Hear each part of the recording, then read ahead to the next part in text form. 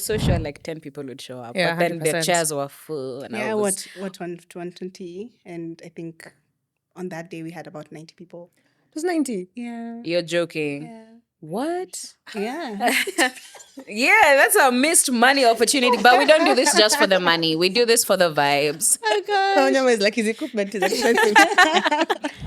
Awareness. I think we just, like you're saying, like we don't take time to research. We just want to talk sort of without taking time to, like even investing. If you're going to buy a motorbike, why would you want to just buy one for the sake of buying it? I mean, you have to think about like how long will this serve me? What's other? Yeah, like I just think we don't do enough research. I think that's a common theme in all the episodes that we've had. Even the panel discussion, the event that we had was policy is such a big and important factor, but it's not at the level that it should be. Hi guys. Hi. How are ya? Good. Good. Excited. Okay, I'm Cindy. Liz. Stuff. So Liz and I are the co-hosts of the SustainabiliTea Podcast, and this season we've been shooting at Ikigai's beautiful and various locations, thanks to Steph here. Oh wow. Yeah, she believed in our vision. She bought in to our vision, which is big tech terms. Oh wow. Okay. Yeah, so Steph, please, before we get into this intro/recap of the season, tell us a little bit more about Ikigai. Yeah, so first of all, the team at Ikigai bought into your idea. Ikigai is a collective of co-working spaces across Nairobi. We believe in wellness for the individual and for teams, sustainability and community. So yeah, collaborating with you guys was a no-brainer. I think even just the conversations we've been able to have with different entrepreneurs, different businesses has been really insightful, not only for myself, but I'm sure for our audience as well. So thank you. Yeah. Thank you too. We've shot a couple of episodes in the various locations. Liz, take us through.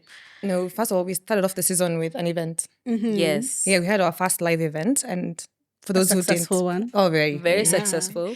And we had like amazing women. It was a Women's Day kind of vibe, but we also had a mix of men and women participating. Steph, because you're like the newcomer, the newbie in the space, what did you like the most about the event and what came out from it? The event, but also just the podcast, the fact that it's so approachable. There's no jargon to make it seem like it's for certain people. You can actually just understand the conversations that are happening around the different spaces, the different people who brought their perspectives on how sustainability impacts them and their businesses. I think it was very digestible, at least for me. I'm hoping our guests thought the same. But yeah, it was an interesting conversation. I like the fact that I bought Wendy's book after that for my little ones, just so that they also understand sustainability at that level and what it means as a business for you to be sustainable. Like, I think speaking from my boss, she said the whole reason why we are sustainable is because we want to be good for the environment and good for the community. And what that means for different people has been really interesting for me to learn. Okay. Love it. Cindy, what did you like about the event?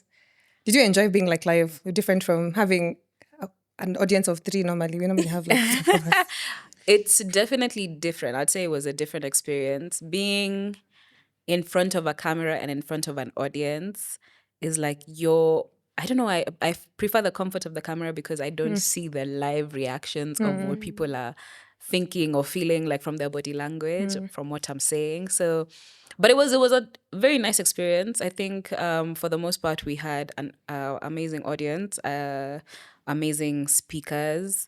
The conversation flowed very naturally and it was so insightful. I also bought Wendy's book after that for my niece.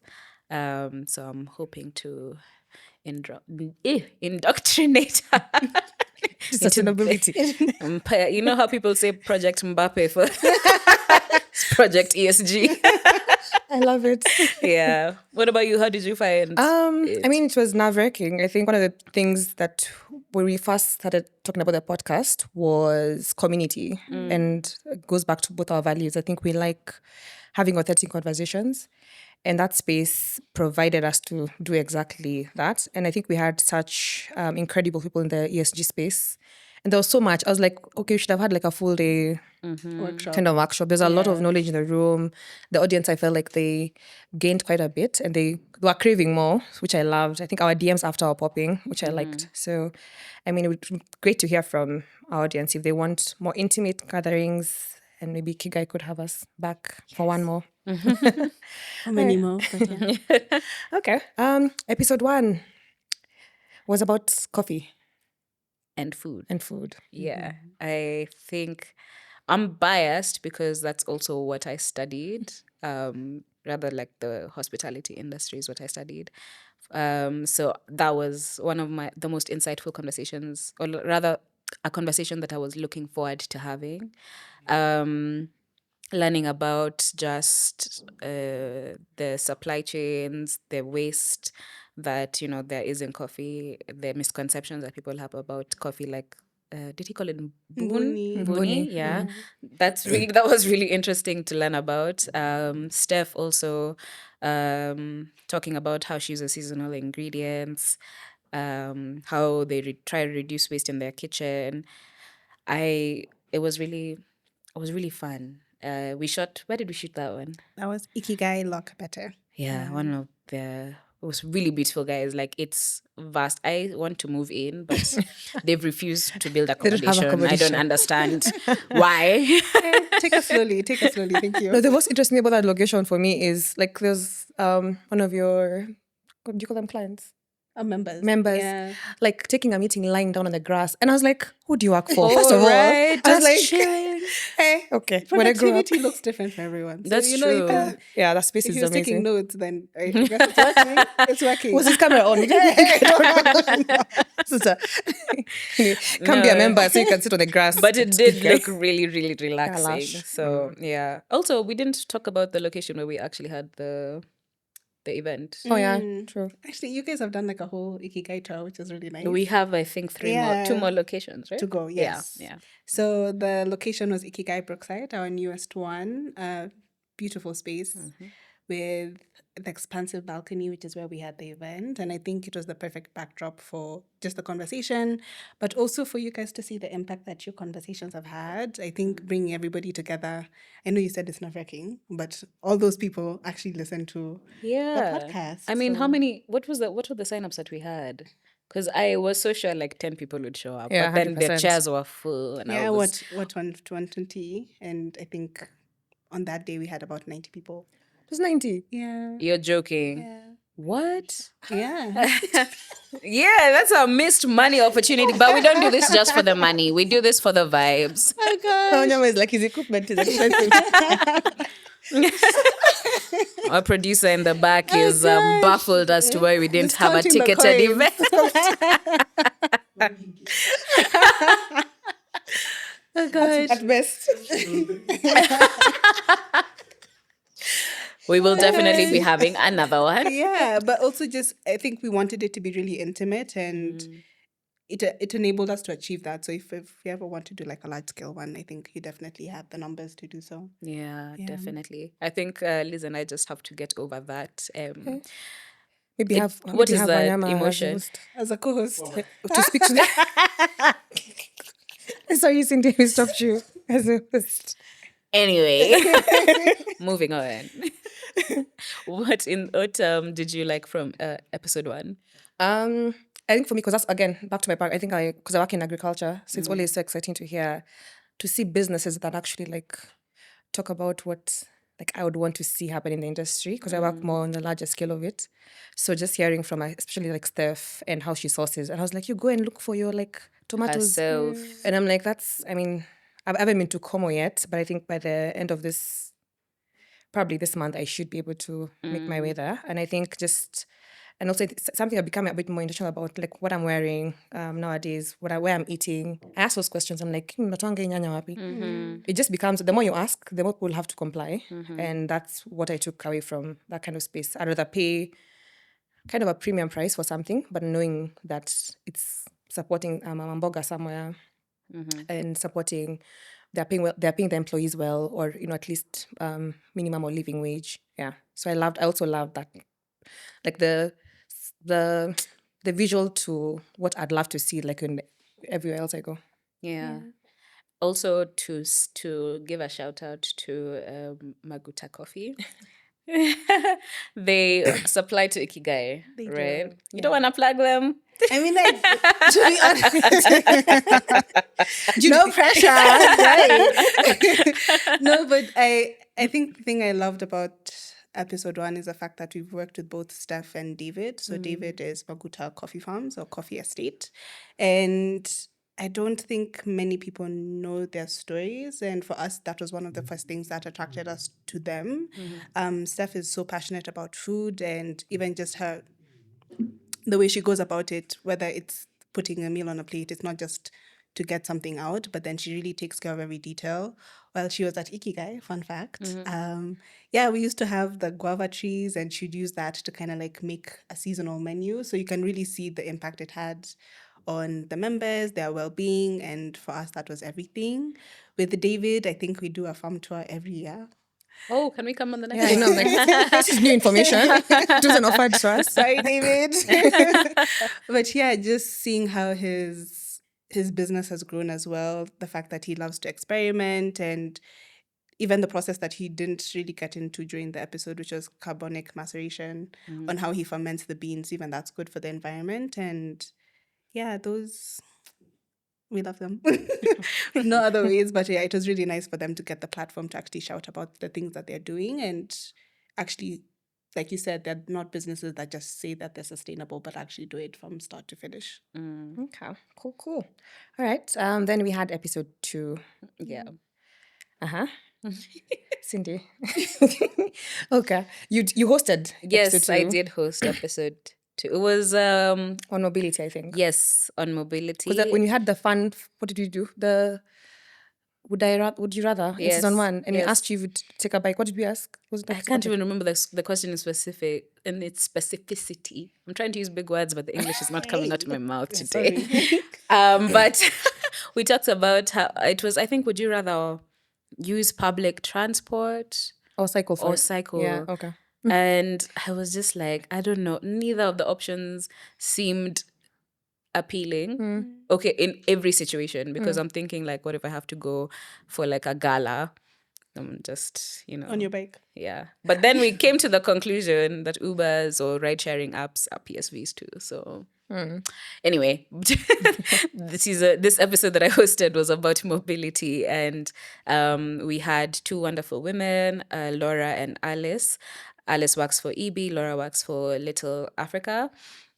And we're just talking about the shift from, vehicles or bikes that are fueled by fuel to electronic versions. And it was really insightful to hear like how people also have interesting misconceptions about, like, say now that it's raining, people who are using like EB bikes are like, okay, but will I get electrocuted? Yeah. And honestly, it sounds like a dumb question, but that's a real question, because the battery, okay, it's cased, but you never know. One day. I mean, she did confirm that no one has ever been electrocuted, so it is safe. It's a very safe option. But it was insightful just to learn about also what they're doing in the space for women and the youth. They both said that the majority of their riders and drivers are under the age of 25, and Alice even said how their waiting list for new drivers is like 5,000 plus, which is insane. But clearly there is a market for people who are willing to use electronic versions of transportation. So I really actually enjoyed it. It was very insightful. Yeah. Yeah, also learned quite a bit from it. Nothing much to add from what you've said. But what I took away from it is, I think, awareness. I think we just, like you're saying, like we don't take time to research. We just want to talk without taking time to, like, even investing. If you're going to buy a motorbike, why would you want to just buy one for the sake of buying it? I mean, you have to think about like, how long will this serve me? What's other, like I just think we don't do enough research and enough awareness on our mobility, on what we use. That also doesn't give you a chance to even advocate for better for yourself from policymakers. Yeah. That's Yeah. true. I really enjoyed that conversation. I think it was a bit nostalgic for me because early in my career, we did host a panel discussion that was on a similar topic. And it's just amazing to see the strides that have been made in the mobility space, especially when it comes to adoption and, like you said, awareness and education. Yeah, for me, I took it to as a positive thing. Like, there are people who actually want to make a difference, and the innovation and the systems are there. It's just now the policy needs to match it as well. So she was talking about something simple like a bike lane. Like, how many times have you been driving and then you're like, okay, trying to maneuver with the Buddha guy, and then it just gets complicated. So small shifts like that on how we see transport, or making it quote unquote inclusive for everybody, or every mode of transport, is what I kind of took away from it. Yeah. 100%. Okay. Yeah, the last episode. It was hosted by you. Oh my goodness, yes. I really enjoyed it. It was, again, you guys know my fears. I've mentioned it before on this pod. AI, tech. Yeah, I'm not a techie. I'm not anything. Like, I feel I'm still Gumbaru. Is that the word? Old school.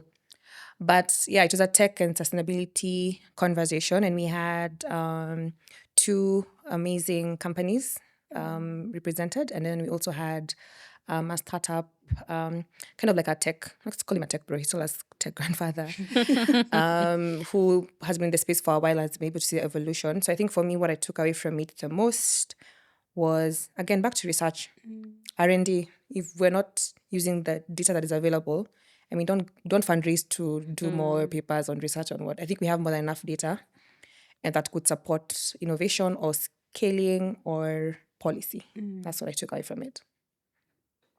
Oh, me next. Okay. I think the thing that really stuck out for me was, again, goes back to the research aspect, the fact that it's almost like the policy is lagging behind, and that makes it really difficult for players like the ones we had on the episode to actually do what they came to do. So how can we almost reverse engineer that to the point where it's like almost policy is driving innovation? Is there ever going to get to a point where that's actually a case for us, especially because in Africa, like, tech is such a big thing? So yeah, I really enjoyed the conversation around that, and trying to imagine what it would be like if our policymakers were actually the ones who are driving some of the change that we talked about. We cannot, we hope. I think that's a common theme in all the episodes that we've had. Even the panel discussion, the event that we had, was policy is such a big and important factor, but it's not at the level that it should be. And I don't know, we can, as Alice was saying, and how optimistic she was, it's a process, it's a journey, and we just have to hope for the best. Yeah, when Liz and I were figuring out who was going to moderate, or who rather host which episode between episode 2 and 3, she was like, oh, you do want to do the tech one? And the reason why is just because I feel like I am very biased. I've worked in the tech space, and I did not enjoy it at all. Actually, like, I can see why now. After the fact, I'm like, yeah, makes sense. You'd have been like, I would have just no, been, let me let you know. I would have been very biased, and I don't think that would have been fair to our audience. And I also have, a love-hate relationship with AI. So okay. I mean, when you guys were talking about how, when you brought up the factor of how AI is actually not that sustainable, even I was even telling Wanyama just after the episode wrapped, the saying, please, thank you, the niceties that you have with ChatGPT in They the said guys it's over costing T, them when money. they take over, you don't want them to kill you. It's actually costing them billions of dollars. You're saying, hi GPT, How's your hi, day? how's your day? I hope you're well. How's Could your you Easter please break? help me? Thank you so much. Most welcome. Please, I mean, courtesy is important with human contact. But when you're using ChatGPT, please let us save some money, because when those servers overheat, we're also using water or electricity to cool them down. So, as you can see, this is why I couldn't do the episode. But yeah, I knew, like, I would get so heated. And I said, yeah, you know what, Liz, I know you have a fear, but you're going to do it. Let me sit this one out. Let me sit this one out. I think it just goes back to awareness. Yeah. But I'm trying to be more open and But what they brought out also Yeah. was the solutions, the people who are building to address those. Yeah. Because I think when something is new, we don't know much about it. So I think the more they're learning, yeah. I think they can be more sustainable. There's hope. Definitely, there's always going to be room for improvement. Yeah, So 100%. it is what it is. So that was season 2. Season 2, and the format was different. It was more roundtable. Yes. More people on the set. set. Mm-hmm. So I think we've done 7 guests in 3 episodes. Exciting. And well done. Yeah. And some of our guests were fortunate enough to have tapped into Ikigai's community base. Yeah. So even like our speakers, some of the speakers, right, from the event were Ikigai members, as you mentioned, Steph, David, integrated into the Ikigai community. And some soon to be Ikigai members, which is really Then exciting. some soon to be, you guys included.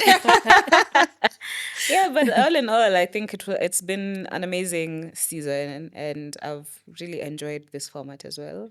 Hopefully, even the next season will be slightly different, but we keep innovating here. Yeah. And tell us what you want to see next. I feel like if you came for the event, tell us what what kind of events would you be keen on, and also on the pod, what are we doing right? What are we doing wrong? You can't DM the wrong things. I feel like just don't be public about that. Let's keep it just cute. side Let's keep it chatters, cute on the comment section. Tafadhali, like. All right. That's the end of season 2. Yeah. Wow. Yeah. So thank you, Ikigai. Thank you, audience, and thank you, Wanyama. Wanyama, you know, can say hi to our people. You have to say hi to One your. day. Come on, show your face at least. Come. They must know. It takes us 2 minutes to. Wave to the people. Okay, and that's a wrap for season 2. Like, subscribe, Share. share. Follow all the good stuff. Down here somewhere. All right, bye.